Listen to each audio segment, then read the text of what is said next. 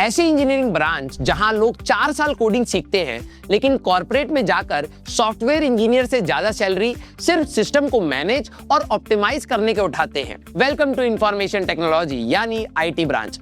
अगर आपको लगता है कि आईटी और सीएससी बिल्कुल सेम है तो आप इंडस्ट्री के सबसे बड़े सीक्रेट से अनजान हो। सिंपल शब्दों में सीएससी अगर सॉफ्टवेयर को बनाना सिखाता है तो आईटी ब्रांच सिखाता है उस सॉफ्टवेयर और डेटा को बड़े स्केल पर डिप्लॉय, सिक्योर और मैनेज कैसे करना है। आईटी का मतलब है प्योर बिजनेस टेक इंफ्रास्ट्रक्चर को संभालना।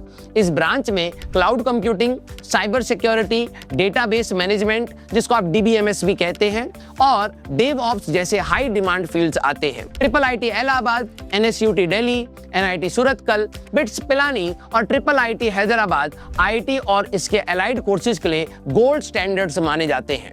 फर्स्ट ईयर में पाइथन या जावा के साथ object oriented programming means OOPS पर पकड़ बनाओ। साथ ही ऑपरेटिंग सिस्टम्स और वेब डेवलपमेंट के बेसिक्स अभी से क्लियर कर लो। सेकेंड ईयर में कोर आईटी सब्जेक्ट शुरू होंगे, डीबीएमएस और कंप्यूटर नेटवर्क्स।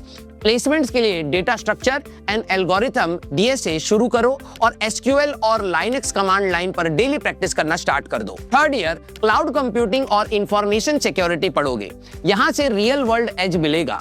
डॉकर या क्यूबरनेट्स जैसे डेवऑप्स टूल्स सीखो और ओपन सोर्स प्रोजेक्ट या रिमोट कॉर्पोरेट इंटर्नशिप्स पर ब्रेक थ्रू लो। फोर्थ ईयर सिस्टम आर्किटेक्चर और नेटवर्क डिजाइन पर फोकस करो। एक फुल स्टैक या क्लाउड बेस्ड प्रोजेक्ट रेडी करो, रिज्यूम बिल्ड करो और high paying corporate off campus या कैंपस ड्राइव्स के लिए रेडी हो जाओ। आईटी के बाद टॉप रोल्स हैं DevOps engineer, cloud architect, cyber security specialist और आईटी कंसल्टेंट का। Top triple ITs and NITs में पैकेज 15 to 28 LPA तक, जबकि टियर 2 और टॉप प्राइवेट कॉलेजेस में 8 to 15 LPA तक रहता है। क्लाउड और डेवऑप्स सर्टिफिकेट्स के साथ पैकेज इजीली 20+ LPA तक क्रॉस कर जाता है। अगर सच में इंडस्ट्री का हाई पेड एसेट बनना है तो अभी ज्ञानी ऐप डाउनलोड करो और एलीट टेक स्किल्स सीखना शुरू करो। वैसे अगला रोड मैप किस ब्रांच का चाहिए कमेंट सेक्शन में जरूर बताना।